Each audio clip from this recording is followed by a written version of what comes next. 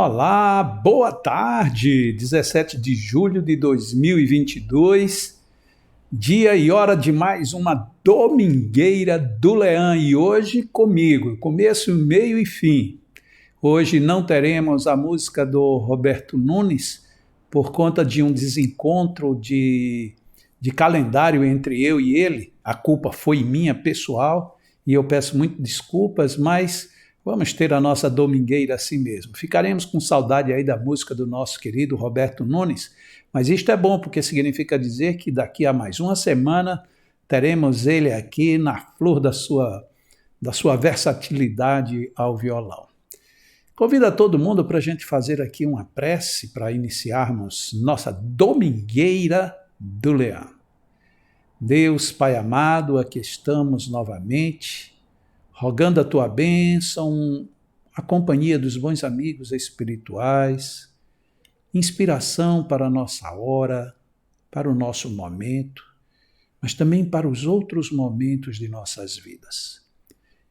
Que estejamos abertos às boas inspirações, para que a nossa fé se fortaleça e, desta maneira, nós tenhamos como observar tudo em ângulos grandiosos e que nos tragam oportunidades de crescimento e de desenvolvimento no amor e no bem. Esteja conosco, Pai amado, e que estejamos contigo mais uma vez. Que assim seja. Esta domingueira, você sabe, ela é uma responsabilidade, é um oferecimento do nosso Leão, Lar Espírita Alvorada Nova. E que bom, não é? O Leão aqui com a gente, nos oferecendo isto tudo. E o que é o Leão? O Leão é o Lar Espírita Alvorada Nova, que fica aqui no Rio Grande do Norte, coladinho com a capital do estado, numa cidade, num município chamado Parnamirim. E o Leão desenvolve uma frente belíssima de trabalhos. É uma instituição que merece ser visitada, respeitada, inclusive ajudada. O Leão está sempre pedindo a nossa ajuda, porque nós temos muitas atividades e nem sempre é fácil obter os recursos necessários para manter aquela casa daquele tamanho com a qualidade, principalmente em relação aos nossos idosos que vivem conosco. Então, se você puder ajudar a qualquer tempo, nos ajude, tá bom? Sua ajuda será sempre muito bem-vinda. Agradecemos em nosso nome, em nome da instituição e em nome dos nossos idosos.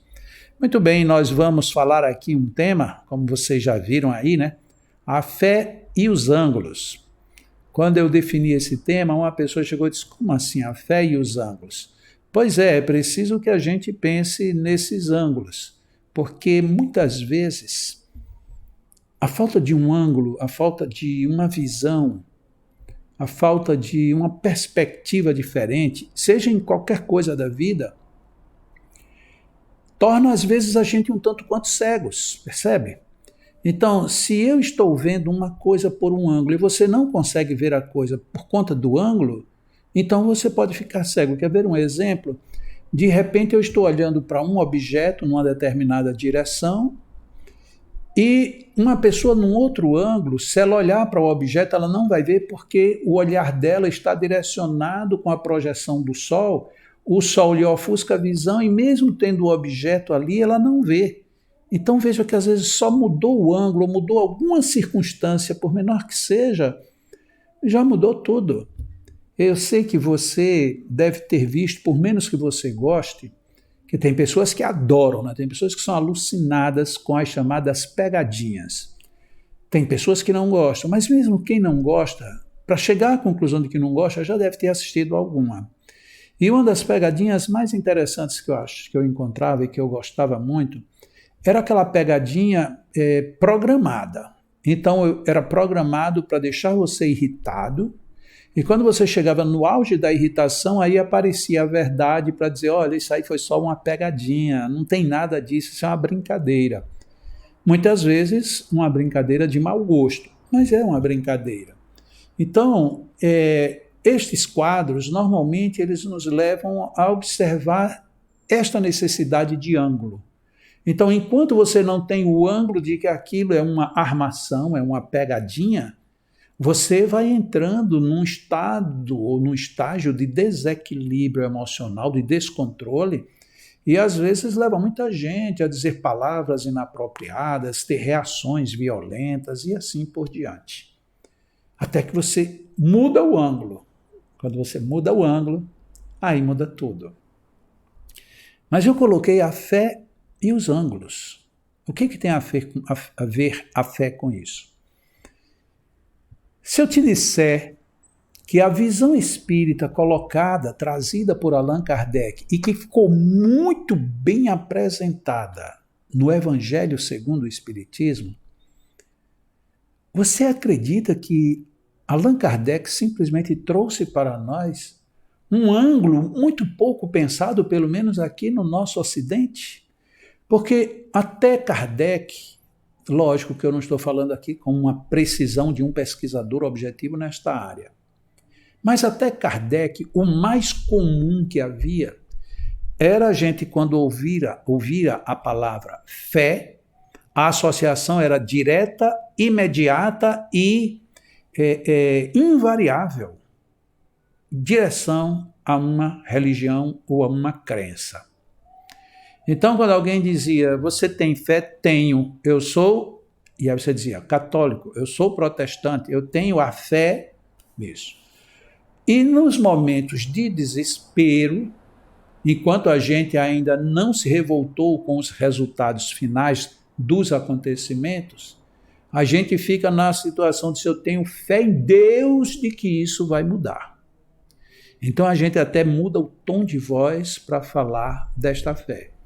Então, quase sempre a fé ela transitava nessas duas áreas.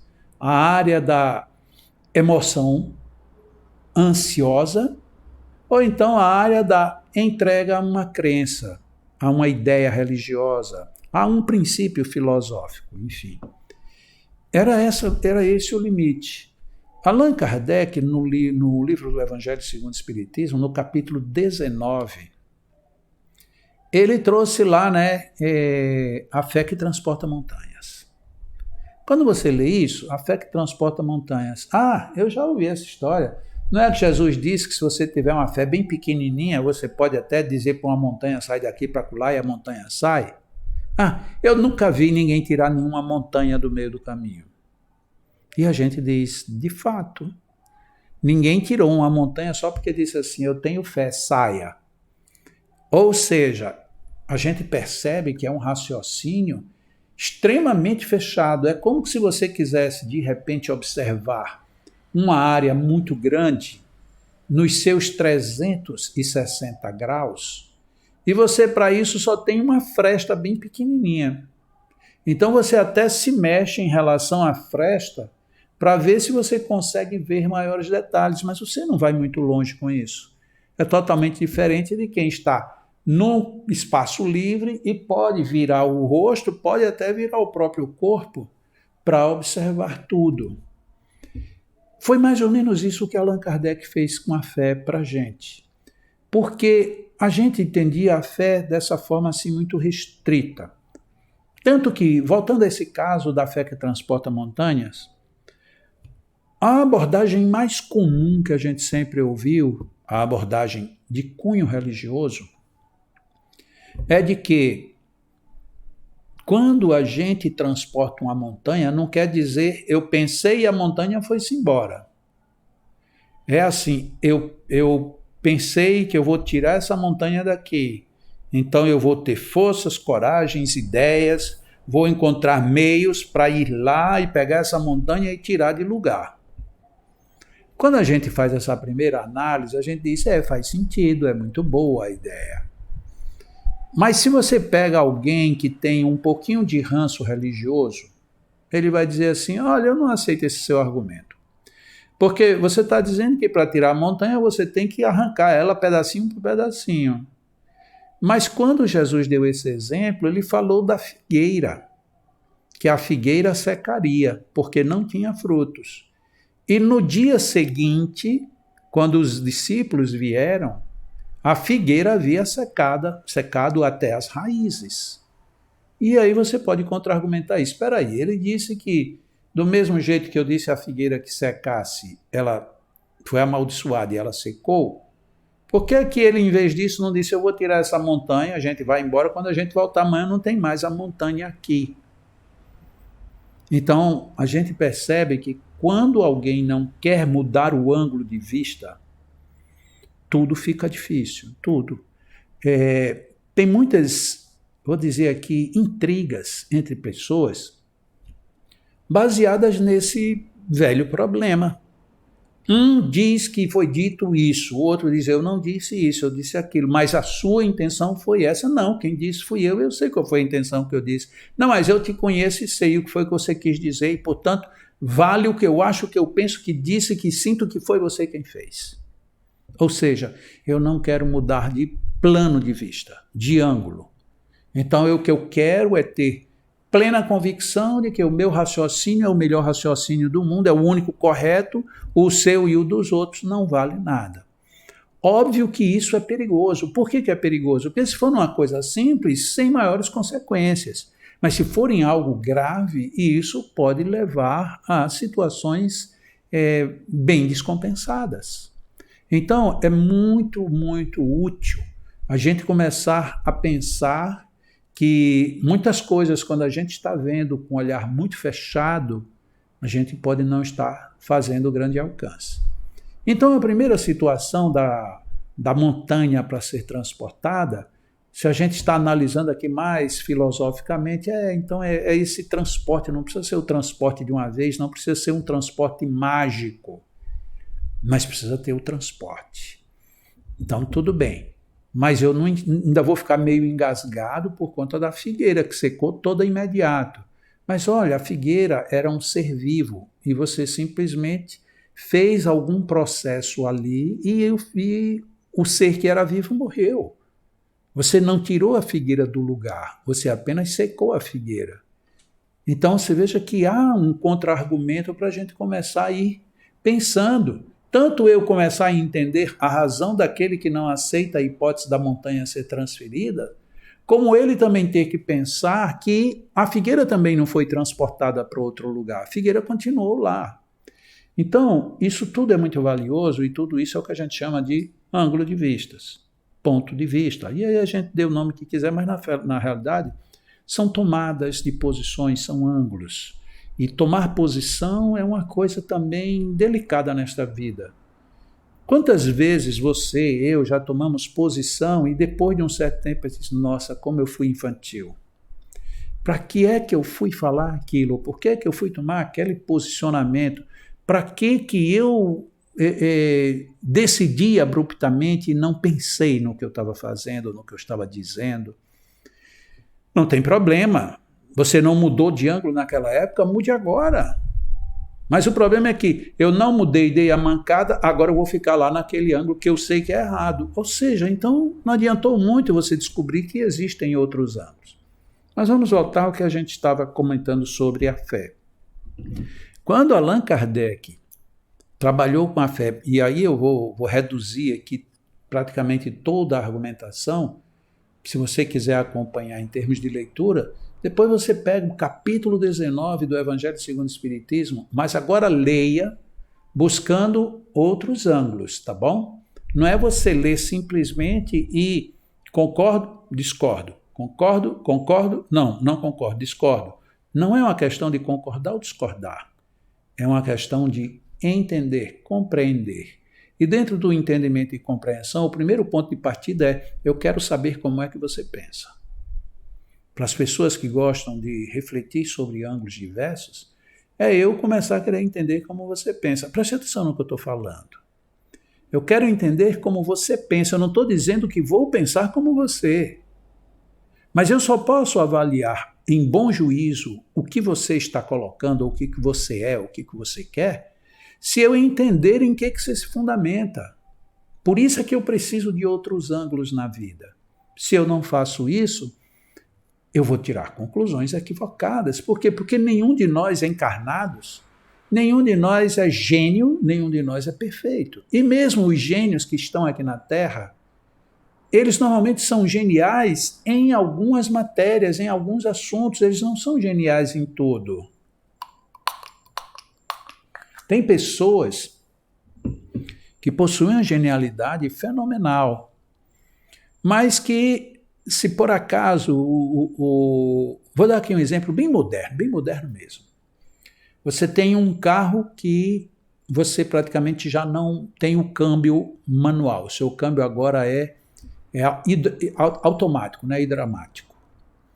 Então, o que acontece? Naquele câmbio, no uso cotidiano, você tem ele ficar na área de estacionamento, o câmbio, depois ele tem um ponto neutro, ele tem um ponto para dar ré e tem um ponto para ir para frente. Então, ele tem 4 pontos. Eu não sei se todos, mas pelo menos os que eu já tive a oportunidade de sentar ou de conhecer, e isso eu estou dizendo pelo fato de eu sempre ter viajado muito, então eu tive a oportunidade de andar em muitos carros. A maioria, a grande maioria, e eu estou dizendo todos os que eu entrei, se você desligar e quiser ligar o carro na chave, se o câmbio não estiver colocado na posição de estacionamento, simplesmente você não consegue ligar o carro. Então, eu conheci um cara, para ser mais preciso, lá nos Estados Unidos, e o cara é uma cabeça espetacular. O cara é genial, genial. Ele tinha um carro desse, tinha acabado de comprar há pouco tempo. E ele foi sair no carro e o carro simplesmente não pegou de jeito nenhum. Mas não pegou, não teve quem fizesse o carro da partida. E aí ele pegou um carro, chamou um carro aborrecido, foi na concessionária, como é que um carro novo, tal e coisa, veio de lá para cá, ou seja, se atrasou totalmente. Aí o mecânico chegou lá, mas o mecânico lá, o senhor pelo menos, não quero saber, eu sei que o carro não pega. Ele não quis mais discutir o assunto. Não era a área dele, olha só, não era a área da ciência dele. E aquele assunto, aquilo era muito aborrecido para ele, sobretudo porque era um assunto que ele não entendia. Eu sou gênio aqui, mas esse negócio aqui de ligar carro, isso eu sou ignorante, então eu não posso dizer que eu sou ignorante. Eu posso dizer que o veículo tem um defeito, que vocês não fizeram a coisa direita, que tem uma falha que não cabe porque o carro é novo. Ou seja, veja como é o aspecto dos ângulos. Aí o técnico foi lá, né, terminou tendo que ir, porque a reclamação estava muito severa. E quando chegou lá, quando olhou para o carro estava no chamado ponto morto e não no ponto de estacionamento. Então, ele, antes de mexer qualquer coisa, ele chamou o senhor e disse, o senhor pode entrar aqui? Pois não. Para a gente testar junto. Aí o cara chegou, colocou a chave, girou e o carro não pegou. Ele disse, está vendo? O carro não pega. Eu disse, olha, foi isso que eu tentei explicar para o senhor. Por um mecanismo de defesa, a indústria automobilística faz assim, a ignição só funciona se o carro estiver com a marcha no estacionamento, no P. Aí colocou a marcha para frente. O homem já ficou branco. Aí ele pegou a chave, o carro pegou na mesma hora. Ele disse, então não era um defeito. Talvez o senhor não tenha sido bem orientado, o cara muito experiente, né? Talvez a gente tenha falhado, a gente não disse como é que isso funciona e tal, e tal, e tal. Pedimos mil desculpas, mas o seu carro não tem defeito nenhum. Agora, toda vez que o senhor for ligar, se o senhor sentir que ele não está pegando, olhe para ver se a marcha está no P. Porque se estiver lá, está tudo bem. Estou falando de uma pessoa que tem uma genialidade enorme, mas que é profundamente limitado no ângulo. Sabe onde é que isso acontece muito? Quando você fala de religião para determinadas pessoas. Elas entendem de alta biologia, de cibernética, de física profunda, de matemática espacial, entende de tudo. E diz assim, olha, não venha falar com o negócio de religião comigo. Muitas e muitas vezes, sabe o que é? É porque ela está dizendo, quando ela diz, eu não quero saber, eu sou ateu, isso não tem nada comigo, ela está dizendo, eu sou ignorante nesse assunto. E aí o que é que você faz para superar a sua ignorância? Mudar o ângulo. E olhar por outro lado, ver o que está acontecendo. Allan Kardec trouxe isso. Quando ele diz assim, para ser proveitosa, olha bem, para ser proveitosa, então não há uma condenação dizendo que você não tem fé. Então você pode até ter fé. Mas para que essa fé seja proveitosa, ela tem que ser ativa. Ponto e vírgula. Não deve entorpecer-se. Aí a gente diz, mas é claro. E não é claro. Esse é o problema. Não é claro porque a maioria das pessoas que dizem que tem fé, elas têm a fé inativa. E muitas ainda têm, além da inatividade, têm o entorpecimento da fé. E o que é um entorpecimento da fé? Eu vou dar um exemplo aqui também. Hoje a palestra aqui está cheia de exemplos, mas isso é bom, né? Vou lhe dar mais um exemplo. O entorpecimento da fé vem quando alguém lhe disse uma coisa ou lhe ensinou uma coisa e a partir dali aquilo virou artigo de fé. Essa expressão que se usa, né? Aquilo ali virou algo que não pode mais ser mexido, não pode mais ser tocado. E aí você fica em descompensação. Você fica totalmente descompensado porque você parou. Olha como é verdade. Você parou na opinião que você captou. Você ficou parado, ficou inativo. E se alguém vem querer lhe demover disso, você briga, ou seja, você se entorpeceu pelo argumento. Então, olha, isso aqui está no item 11 do capítulo 19 do Evangelho segundo o Espiritismo. É a primeira frase do item 11. Para ser proveitosa, a fé tem de, olhe bem, tem de ser ativa. Não é que ela, talvez, quem sabe, não, ela é obrigatoriamente, ela tem que ser ativa. Se a gente para e pensa só isso aí, esquecendo aqui o entorpecimento, a minha fé tem que ser ativa.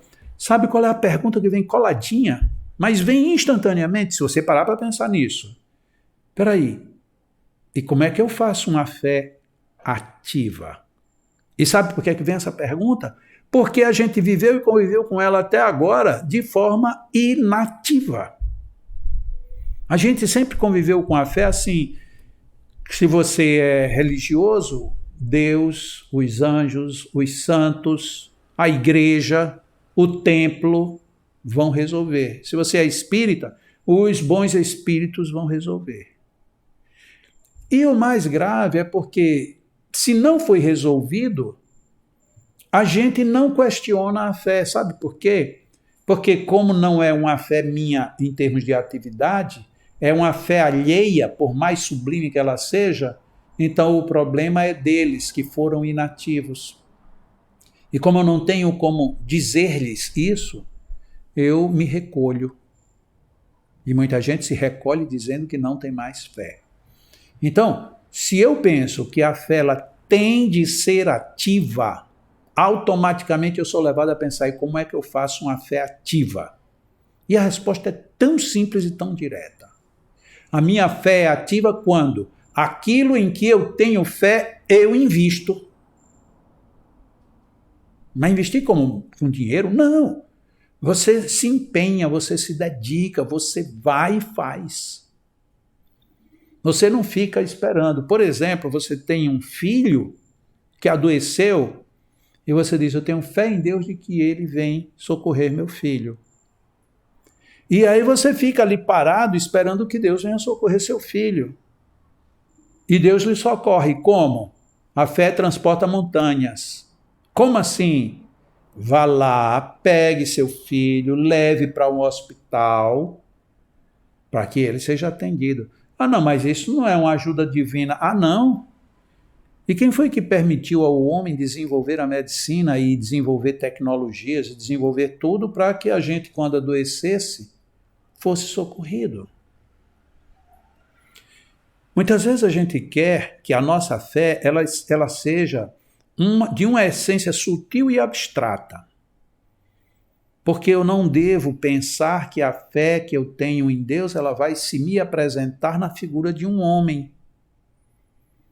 E aí a gente entra num outro equívoco e por isso é que a gente se entorpece. Observem bem a fé e os ângulos. Eu pensei em pegar o capítulo 19. Eu no início estava imaginando, eu vou tirar de cada item desses uma frase e tal. Mas quando eu cheguei aqui a fé, a mãe da esperança e da caridade, que é o título que está aqui acima desse item 11, quando eu li isso aqui, para ser proveitosa a fé tem de ser ativa, eu digo, pronto, aqui já dá uma reflexão para nós para muito tempo.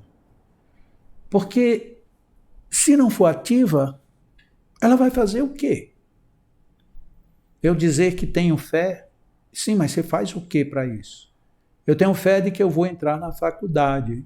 Ah, você se preparou aí para o Enem ou para os outros? Não, mas eu tenho fé de que eu chego lá. Você não chega. Você não chega porque você não dá a condição para que a fé aconteça. Mas a fé não já existe? Existe, mas inativa. E inativa ela não leva você para canto nenhum. Então, para a gente perceber como foi que Allan Kardec, ele, para usar uma palavra que muita gente usa de uma maneira bem comum, Allan Kardec mudou o paradigma da fé. Como foi que ele fez isso? Mudou o ângulo, apenas isso. Porque Allan Kardec não disse assim, a fé deixa de ser tudo o que você pensava que era. Porque agora a fé ela vai entrar num estágio metafísico e aqui nós vamos ter as elaborações que vão solicitar. Nada disso. A gente estava olhando a fé o tempo todo assim. Olha bem que analogia é essa que eu estou criando para você, uma analogia gestual. Então a nossa visão da fé era desse jeito. Allan Kardec disse assim, não, o ideal não é olhar assim, o ideal é olhar assim, abrindo o ângulo, e não em dois ângulos retos, convergentes um para si. Mudou o ângulo, mudou a maneira de observar, mudou o estilo que a gente tinha para tratar as coisas. E veja bem, essa questão de mudar o ângulo, ela é muito antiga. Tanto ela vem de muito longe, como ela vem de grandes gênios da humanidade. Eu vou dizer dois aqui. Um ligado à parte mercantil mesmo, à parte comercial, à parte industrial, ou seja, aquilo que seria chamado de um materialista, só que ele não era materialista, mas é como se fosse ninguém menos do que Henry Ford, que foi quem criou a indústria automobilística e tudo, né? Então ele tinha assim, se há algum segredo de sucesso, olha o que ele diz, consiste na habilidade de aprender o ponto de vista do outro e ver as coisas tão bem pelo ângulo do outro como pelo seu próprio ângulo. Ele não falou aqui sucesso somente de aspecto pessoal, aspecto psicológico, aspecto espiritual. Não, ele colocou no segredo do sucesso. E, portanto, se aplica a muitas coisas. O segredo do sucesso consiste em você ter a habilidade de aprender como é que aquele outro vê a situação e você entender a tal ponto que você tanto vai conseguir ver como ele vê, como você continua tendo também a sua percepção do problema. Conta-se que um dia o Henry Ford estava no seu escritório e ele, olhando para baixo, viu um funcionário que, saindo no seu horário de ir para casa, ele parou no pátio, se abaixou, apanhou alguma coisa e ia saindo. O Henry Ford, então, pediu na portaria que mandasse ele lá no escritório, que ele queria falar com aquele funcionário. E o funcionário foi lá. Quando ele chegou, o Henry Ford já estava lá esperando, né?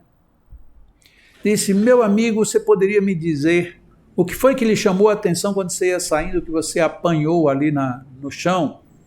Ele disse, ô senhor, eu estava lá, eu pensei que não era nada demais, desculpa. Ele disse, não, só me diga o que foi. Aí ele tirou do bolso e disse, foi este parafuso. Ele disse, mas qual é a sua ideia com esse parafuso? Você está pensando em colocar esse parafuso especificamente em algum lugar? Ele disse, não, senhor. Mas agora o senhor imagine as coisas que precisam de um parafuso. Não tendo o parafuso, imagine que falta vai fazer esse parafuso. E uma outra coisa que eu posso pensar é, se eu tenho um parafuso, mais cedo ou mais tarde eu vou encontrar um bom uso para o parafuso. Inclusive, eu também posso pensar, ele já suspendeu o que o moço estava falando, ele disse, olha, eu quero que você, quando vier amanhã, porque você já está no seu horário, você venha aqui direto falar comigo, porque eu estou precisando ver como você vê. Então, o Henry Ford, ele não dizia uma frase de efeito, ele colocava na prática aquilo que ele estava vivendo. Eu não sei até que ponto isso é folclore ou isso é real, mas conta que aquele funcionário chegou a ser um dos grandes administradores da Ford, porque ele, em vez de ver algo que não servia ou algo que era um desperdício, ele tinha descoberto que ali estava toda uma potência a ser caminhada, desenvolvida, elaborada, trabalhada, né? Então essa é uma visão de um homem ligado ao mercado.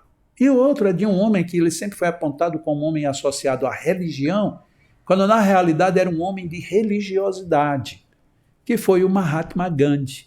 Já o Mahatma Gandhi dizia assim, a lei de ouro do comportamento, veja, o outro falou a lei do sucesso. O Mahatma Gandhi fala da lei de ouro do comportamento, é a tolerância mútua, uma pessoa tolerar a outra. Já que nunca pensaremos todos da mesma maneira, já que nunca veremos senão uma parte da verdade e sob ângulos diversos. De repente a gente pensa aqui o que Mahatma Gandhi disse, ele não está dizendo que você é pouco tolerante, é muito tolerante, que você... Não, ele está dizendo um bom comportamento é todas as vezes que a gente começa a entender as diferenças. Isso, inclusive, é um tema super atual. Todas as vezes que a gente deixa de entender as diferenças, a regra de ouro do comportamento falece. E como é que eu posso mudar o meu ângulo nisso? Exatamente tentando entender o outro, que foi o que colocou o Henry Ford. Então, é a gente ter isso muito lúcido na nossa mente. A lucidez de que a gente simplesmente precisa prestar atenção. E o que isso tem a ver com a fé? Absolutamente tudo. Porque a fé depende exatamente dessa percepção. E essa percepção móvel, em que ela sai de si, vai em busca de um novo todo para trazer para a gente um encaminhamento correto. Voltando para aquela mesma citação lá do Evangelho no item 11, a frase continua, não é a frase, o parágrafo, ou seja, a frase seguinte é a seguinte: Mãe de todas as virtudes que conduzem a Deus, cumpre-lhe velar atentamente pelo desenvolvimento dos filhos que gerou. Olha como a coisa mudou radicalmente dentro daquilo que a gente imaginava. Primeiro ponto, a fé, se ela tem que ser proveitosa, ela precisa ser ativa e não gerar entorpecimento. Depois, ela é a mãe das outras virtudes. E se ela é a mãe, então ela tem que cuidar, velar pelo desenvolvimento dos seus filhos. Porque o título dessa mensagem, como eu li ainda há pouco, é A Fé, Mãe da Esperança e da Caridade. Então quer dizer que eu posso não ser religioso e fazer caridade? Sim, você pode não ser religioso e fazer caridade. Mas a fé não está associada a uma religião? Esse era o paradigma antigo. Esse era o referencial anterior.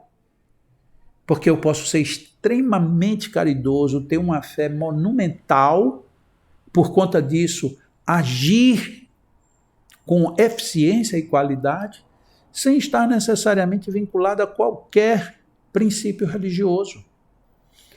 Eu poderia até dizer, se você é isso, se você age assim, você já é a própria religião, ou no mínimo, a própria religiosidade, que é o que mais importa. Porque a religião é um tanto quanto título. enquanto que religiosidade é a vivência, é a eloquência de uma boa prática. Então, quando Allan Kardec vai só no primeiro parágrafo, que eu acabei de ler, o primeiro parágrafo do item 11 do capítulo 19 do Evangelho segundo o Espiritismo, cujo subtítulo é A Fé, Mãe da Esperança e da Caridade, a gente vê quanta mudança no conceito de fé. Mas uma mudança substancial, e aí faz com que a gente mude completamente. E para a gente ter aqui agora um outro ângulo ainda mais exuberante, a gente vai mudar do item 11 para o item 12, no mesmo capítulo 19. O item 12 recebeu o título A Fé Humana e a Divina. Nossa! Só esse título já faz um novo paradigma. Por quê? Porque, ainda que a gente não interprete aqui o que é que ele quis dizer com fé humana e fé divina, a gente já imagina, a fé humana deve ser associada ao homem, a divina deve ser associada à divindade, a Deus. Então quer dizer que não tem só a divina? Então existe também uma fé humana. E o que é uma fé humana? Olha como é que ele começa o item 12. No homem, ou seja, no ser humano, a fé é o sentimento inato de seus destinos futuros. Espera lá, então eu já trago comigo alguma coisa que me fala do meu destino, não de agora, mas o meu destino futuro. Que destino? São indagações que vão surgindo ali naturalmente na sequência. Se eu quero, de fato, ter uma fé ativa. E ele continua.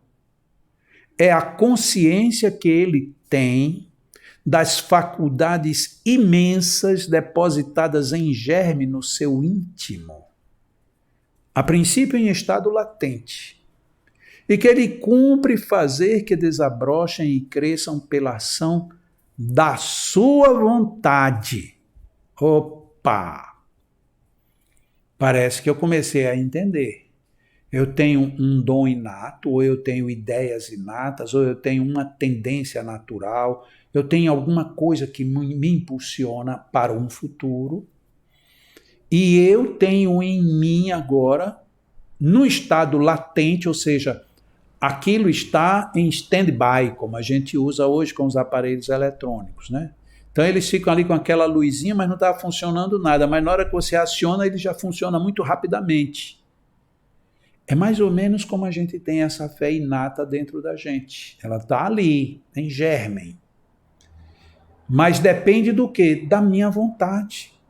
Do mesmo jeito que um aparelho que está em stand-by, eu preciso de alguma forma, por algum mecanismo, acionar para que ele diga a que está servindo.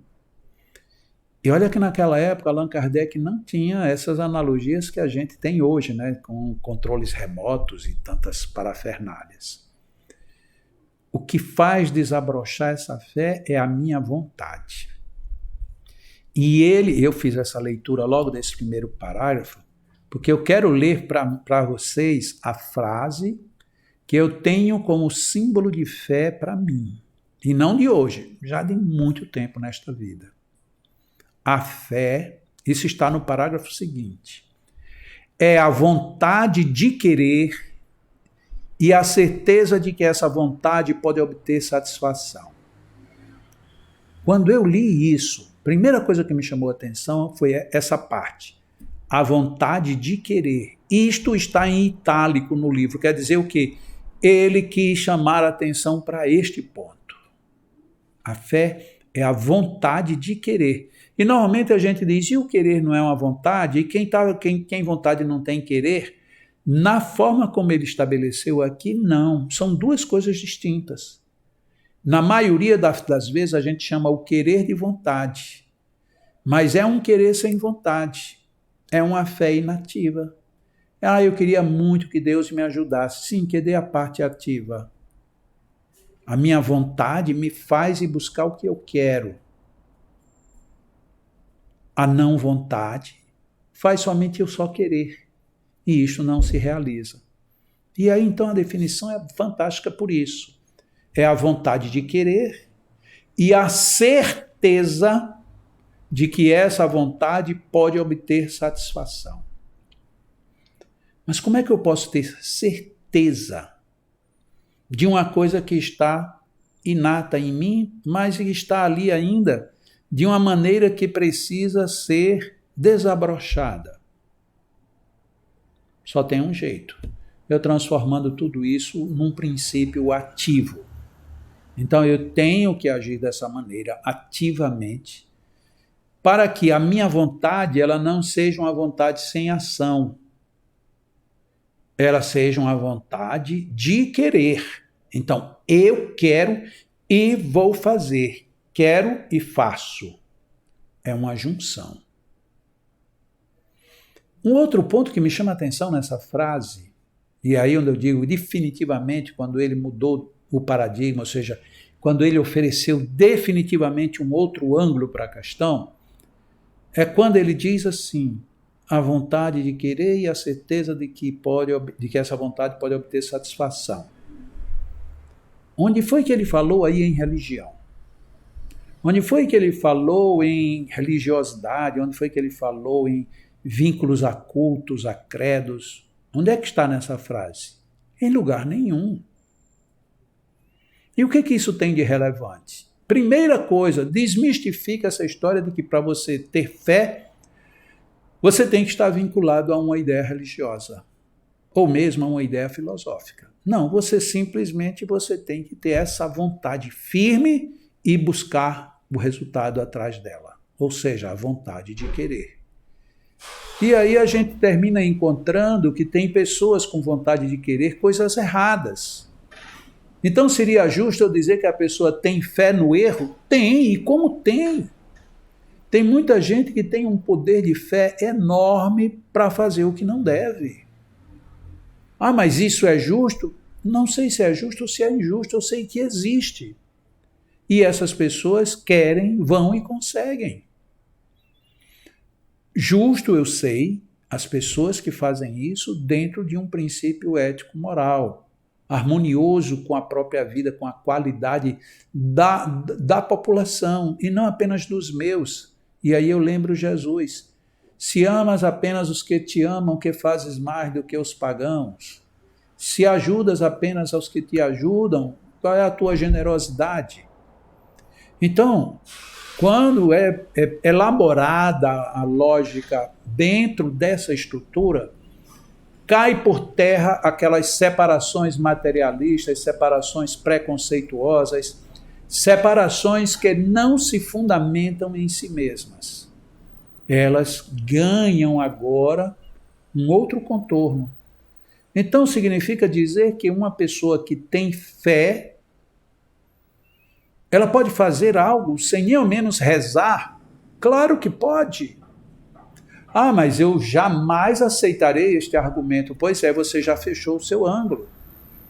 Pense no seu ângulo da seguinte maneira: será que Deus não percebeu que iria ter pessoas que tinham fé e que não pensavam religiosamente? Se ele percebeu isso, por que a essas pessoas ele não tirou esse dom? Não era natural? Da mesma maneira como tem pessoas que nascem cegas. Por que Deus tirou o dom da visão? Por que a outros tirou o dom de ter um membro, perder um membro e por aí afora? Certamente que teve uma lógica. Mas nem por isso a humanidade foi punida com essa ausência. Então por que algumas pessoas têm uma fé enorme e usam equivocadamente? Porque ele deu paralelamente uma outra escala de valor muito grande chamada livre-arbítrio. Eu só posso dizer que você tem livre-arbítrio se eu der a você o mesmo padrão de liberdade que eu der a este outro. Então todos têm o mesmo padrão e cada um decide em si mesmo ou por si o que é o ideal para fazer. Nossa, mas a gente começando a pensar a fé desse jeito, nós vamos ter que concluir mesmo que Allan Kardec mudou os ângulos. A fé ela saiu daquela dimensão restrita e, de fato, ela abriu para que a gente agora tivesse uma outra percepção. A vontade de querer e a certeza de que eu vou conseguir. Olha só, isso faz você transportar a montanha.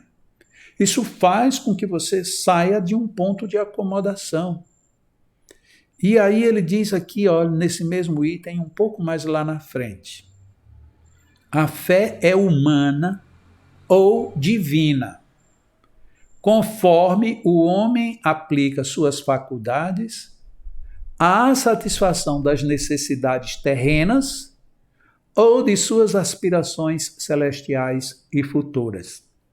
O que a gente deduz disso? Eu fico rindo porque quando eu li isso, eu fiquei meio chateado. Na época eu era um jovem mesmo, deveria ter meus 13 anos quando eu fui pensar nisso pela primeira vez. Eu tinha certeza que a fé humana é quando eu estou pensando só de mim para comigo. Quando eu estou pensando com Deus, com os espíritos, então é a fé divina. E aí quando eu li isso aqui, eu disse, não, a fé é humana quando o homem aplica a sua fé apenas para atender às suas necessidades terrenas. Eu digo, uau! Então quer dizer que não é a realização da fé em si, mas a orientação que eu dou à minha fé. Então, quando eu quero realizar coisas materiais, coisas humanas, a fé é humana. Quando eu penso em realizar coisas sublimes, ou mesmo para um futuro sublime, essa é uma fé divina. Veja que já é um outro ângulo colocado por Allan Kardec. Que então agora eu devo pensar na fé como a possibilidade de conquistar, de alcançar, de ter, de desfrutar as possibilidades humanas, as possibilidades materiais, as possibilidades comuns. E também posso agora imaginar, por exemplo, a minha mãe está no mundo espiritual. Nossa, eu gostaria tanto de me encontrar com a minha mãe porque eu estou precisando de um conselho. E aí à noite eu durmo e me encontro com a minha mãe. E aí eu posso me acordar nem me lembrando vivamente o que foi que aconteceu, mas fica lá em estado latente, para na hora que eu realmente precisar daquilo, eu vou ter uma ideia, vou ter uma luz, e vou acontecer, porque eu tive aquela inspiração. Foi uma fé usada com um tom divino e uma fé usada com um tom humano. Eu não tinha pensado dessa forma. A gente conclui rápido. Só que aqui eu vou insistir num ponto que eu tenho falado muito, e muita gente diz que eu até estou muito repetitivo. A gente tem lido essas obras de uma maneira muito rápida, muito veloz. A gente não tem parado para medir essas palavras, pensar até que ponto elas podem repercutir na nossa vida. Então, já aqui indo para o encerramento da minha fala de hoje, eu gostaria de dizer exatamente isto. Eu preparei o tema A Fé e os Ângulos para dizer primeiro, Allan Kardec mostrou outros ângulos. E a outra parte é, por que é que nós não observamos por esses ângulos também? Não é que a gente perca os nossos ângulos. Não, a gente não pode perder os ângulos que a gente já tem. A gente tem que conquistar novos ângulos. Senão, se você também vai mudando e não sabe nem quando foi que você começou a pensar o quê, você vai ficar perdido. Teve um escritor, Jim Rohn, que ele disse o seguinte, seja um estudante e não um seguidor. E a gente muitas vezes é chamado só para ser seguidor. E ele continua, né? Não vá simplesmente fazer o que alguém diz. Tenha interesse pelo que alguém diz. Olha que é diferente. Não vá fazer simplesmente porque alguém diz, mas tenha interesse no que esse alguém diz. E então, debata, pondere e considere todos os ângulos. E aí, para fechar aqui com a frase também de um outro cara que foi e é até hoje louvado no mundo inteiro, Walt Disney, ele disse assim, Suponho que a minha fórmula, já que a gente falou de duas fórmulas já, né? Suponho que a minha fórmula poderia ser a seguinte: sonhar, diversificar e nunca perder um ângulo. Vamos tirar aqui o sonhar e o diversificar e vamos colocar: tem a fé humana, tem a fé divina, mas nunca perca que são ângulos e que esses ângulos, inclusive, podem mudar, mas que a gente não perca o ângulo. Ou seja, que a gente tenha referência. Nem que seja você dizer, mas a minha referência está equivocada. Fique com essa referência equivocada como uma memória sua. Porque aí na hora que você encontrar outra equivocada, você tem como comparar e tem como deduzir. Matemática é muito bom para isso, porque na matemática você tanto pode confirmar uma equação pelo positivo como pelo negativo. E na vida também é assim. Por isso é que essas pessoas que pensaram muito, elas foram verdadeiras vanguardeiras de mostrar para nós novos ângulos. E a nossa fé, ela precisa sim abrir novos ângulos. A gente precisa começar a ter um pouco mais desse espírito de saber o que acontece, para que acontece e o que fazer com o que acontece. Dessa forma a gente progride, evita ficar na zona desconfortável da irritação e improdutividade. E aí a gente passa a entender melhor o universo e com isso a gente passa a se entender melhor e a vida ganha outros valores. Se você gostar da palavra, novos paradigmas. Se você quer ficar aqui bem mais contido, novos ângulos. E ângulos de tal maneira, como foi dito aqui, que a gente perceba como é que os outros veem, e aí a gente já não se espanta mais e tudo vai se encaixando naturalmente.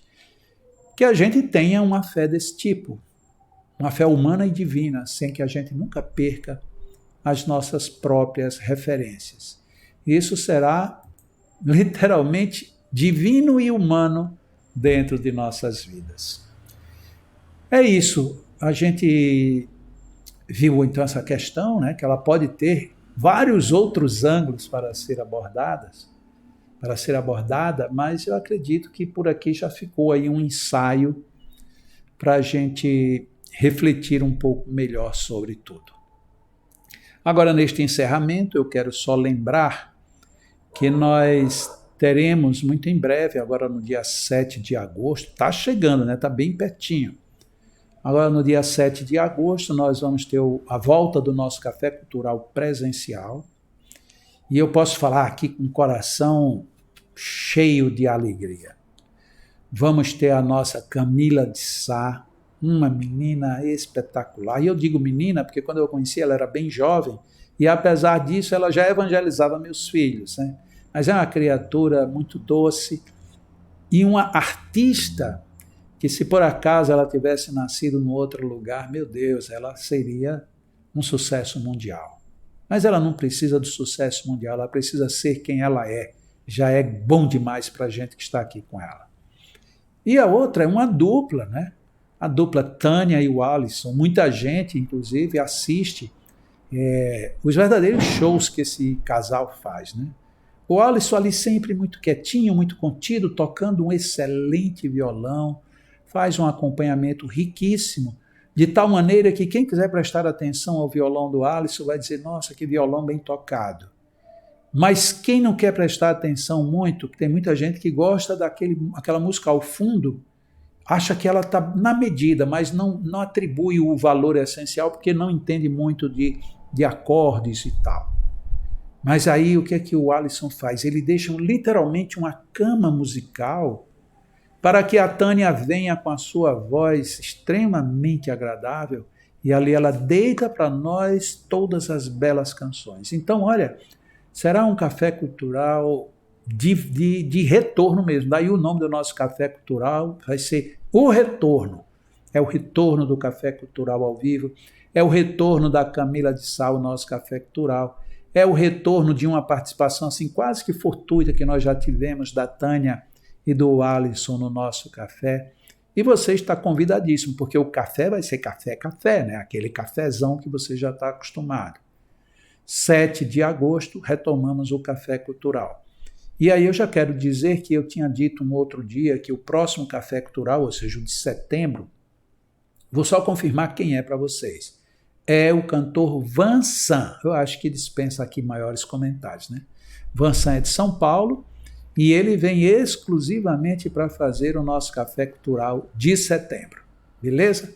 E agora agende aí também, já que você está agendando, no próximo domingo, nós vamos ter uma figura que já esteve conosco aqui na nossa domingueira e que foi sempre uma agradável presença. É o Dr. Gustavo.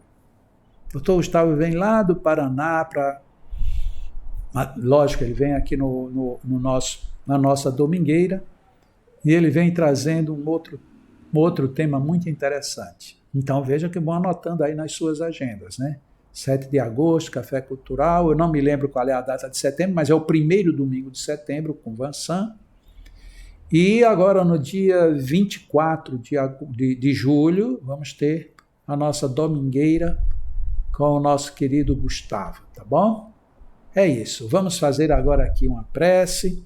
Se você quiser magnetizar sua água, traga aí para a gente já aproveitar e fazer essa magnetização.